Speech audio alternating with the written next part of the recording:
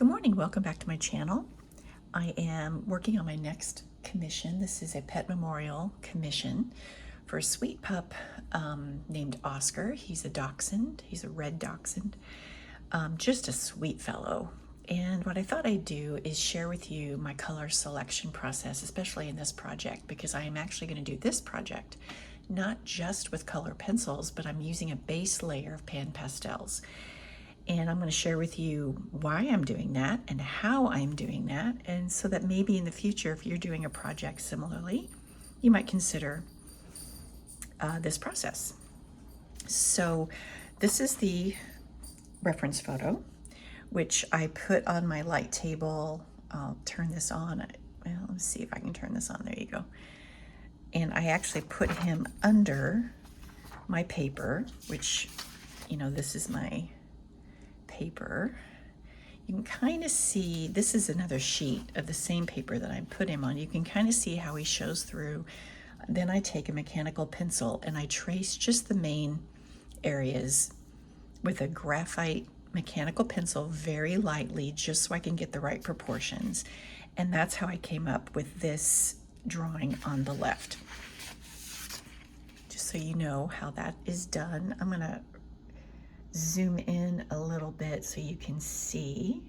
You can still see, I haven't filled in the collar, but you can still see some of the pencil lines, you know, in through here that I haven't put PanPastel on top, but that's the basic.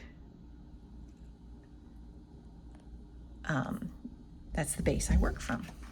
So then I took another sheet of paper, which is, I'm going to turn this light off because that's annoying now. Off. Okay, so this is pastel matte. It's a light green pastel matte, and I like the way that that background played against the reddish orange color of Oscar, so that's why I chose that. I'm going to isolate him on the background rather than try to put in all this cute fuzzy cushioniness. I mean, that's adorable. I could put that in, but I just really like the way he looks isolated. You just focus in on him. I just think he looks really cute. So that's what I'm going to do. And then I thought, I looked at my colors and my PanPastels, and there were so many colors that he had in this reference photo that were similar to what I already have available in my PanPastels. And for any of you that have used color pencil, you know that once you start putting color pencil down, you have to put layer upon layer upon layer, and then you blend, and your pencils, you use them up quickly.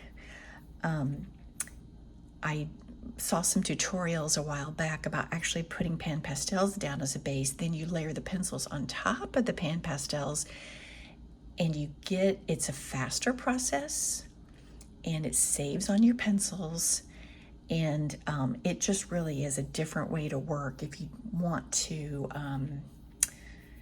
try to save on those pencils. The PanPastels last a long time, so it's really a more efficient way, I think, to draw if it's possible. I couldn't do this process with my last drawing I did because there was just too many colors in too many places. This particular piece, there's a lot of different tones, but they're all in the same kind of family, and they happen to be ones that were available in my PanPastel colors. So what I did is I took a same piece of paper, like I'm drawing him on and using to draw him. I'm going to cover him right now, since I don't want to smear this. But I just looked at my pastel colors, and if you look way over here, let me try to adjust this. I just started laying down, sampling color. I just used a little makeup sponge, and I started sampling colors. I saw some pinks in here, and so then I have this is a permanent red tint. I put it down. I'm like, yeah, that pink is comparable, but there's a lot of this lighter color in here, so I chose the red oxide tint for that. You can see the sample of that way over here. And then we have a lot of this orange, which is the burnt sienna. We have the burnt sienna shade, which I believe is this one. That's this one. We have the red oxide shade. See, those are for the darkest areas in his ear and on this side, and maybe even down in the shadows here. And then for the very dark, I've got burnt sienna extra dark. And that's what I'm going to use. That's what I used in some of these darker areas. Now, these colors don't have to be exact, but they're close. And because they're close, now I can layer my pencils on over what I've already done to add some of the finer detail. So I picked out, pull these colors I picked out mostly Faber-Castell polychromos for this project. I just liked those colors that were available more than in my Caran d'Ache set. So what I did is I looked at I made one of these charts for every single color pencil I buy. And I do a sample of the color in the order from the box so they're easy to find, and I write what they are. And so I took this and compared it to my photo, and I saw that there were several colors that worked really well.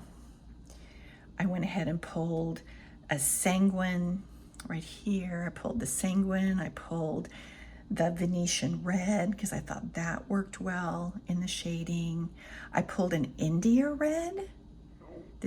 Here I've got my handful of pencils, but I pulled this India red because right in here there's just this dark color that you might look at and go, oh, it's black, or it's dark brown. No, there's a reddish tint in there. I pulled that so I can layer that in some of the areas. His collar is going to be a lot of these browns with also an India red tint because there is a lot of red reflected on that black in his collar. So you can see here the colors that I chose, and they are right here. There is one Caran d'Ache color that I really liked. It's the burnt ochre 10%. I liked how it looked. It's up here. Where is it at? Up here, the burnt ochre 10%, because when I put white over it, when I layer it with white, and I did a sample with the layer up here, that works really well for some of these colors. So I can test my layering on this sheet of paper to see how it's going to work. So that's what I did. So I've done a sample of all the colors I'm going to use, and that way it's an easy visual reference so that when I get to that part of my drawing, I can look and say, okay, I want to use Venetian red, or I want to use Caput Mortem violet here. And if I'm not sure how that blending is going to work, I've got all of this space right here that I can play and try the blending ahead of time, make sure it's going to work, and then there are no surprises. So these are my colors that I chose. Everything is a Faber-Castell polychromo. I like polychromos when I'm doing fine detail like fur because they hold their point. And you don't have to sharpen it as much. They do last longer. And then I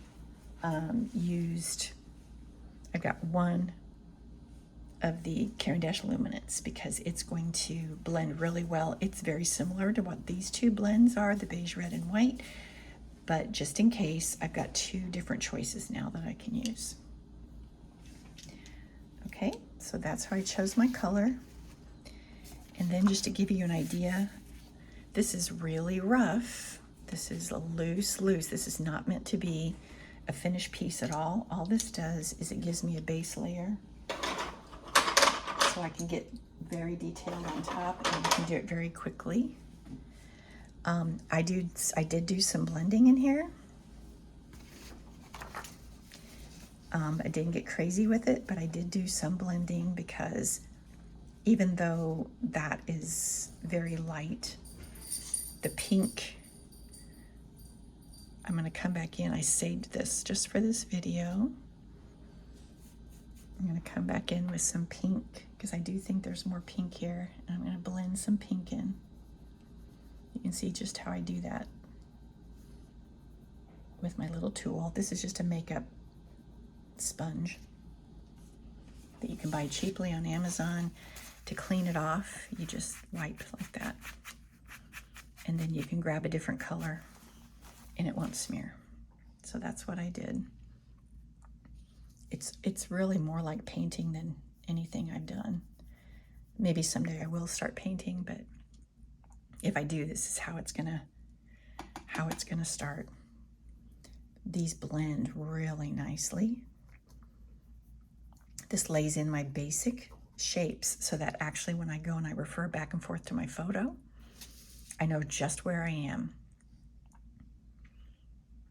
Okay, so I hope this helped. I hope this helped you, give you some ideas of how you can start your project, choose those colors, maybe lay those in, save some of those pencils that are so expensive. Definitely make, when you buy new pencils, I don't care what kind you buy, whether you buy Polychromos, Prismacolor, Caran d'Ache, definitely make a sample sheet. And I'll just show you some of my sample sheets that I've made. And I refer to these so much. Here's my Caran d'Ache. They all fit on one page. Here's more Polychromos. My Prismacolor Premieres. And another Prismacolor Premiere page. And then even my Carbothello pastels. I even used them on the Derwent ink tints. I even made one. Now they change color a little bit when you add water. But do this because these are great references. You can actually hold them right up to your reference photo. I'll do something like this and I'll say, oh my goodness, look, that baked earth could work right there. You can fold them and use them and see all those colors. It's so helpful, and you got to make it easy. This is the one I was telling you that I did not use. This is the last one that I just finished. This is Hank. There were so many different colors in here in different degrees. I just really wanted to do it all in pencil and do my blending. I mean, I could have picked a dark color out of my PanPastels, but there's so much color in here that you really can't see. I just wanted more of a hands-on with him, and you can tell this was my sheet that I went in and tested color and wrote things down. Like this was a buff luminance with Naples that blended really good that way. A burnt sienna tin glaze over here, the burnt ochre, and I wrote on here, you can't see it, but I wrote on here the colors to use so that when I got to that point, I knew how to apply that color. As you do more projects, you're going to find different ways, the ways that you like to work. I'm just giving you suggestions of ways that have worked for me. So there you go. There you have it. I hope this helps. Leave me any comments on how I can answer any questions or make this easier, or you'd really like to see this process. Once again, what I'm doing here now, this is not at all what it's going to look like when it's done. It's just the base layer. And all this detail, his eyes are basically done because I always start with the eyes. I want that window to the soul just opened up so that when I work on the rest of the project, I feel like I connected with the animal. But there's going to be a whole lot more detail. It's just now I can work more on the detail quicker with that base layer. I don't have to lay the base layer with pencil and waste all that pencil. I can actually get right to some of that detail. So I'll see you next time. Thank you so much for watching, and happy drawing.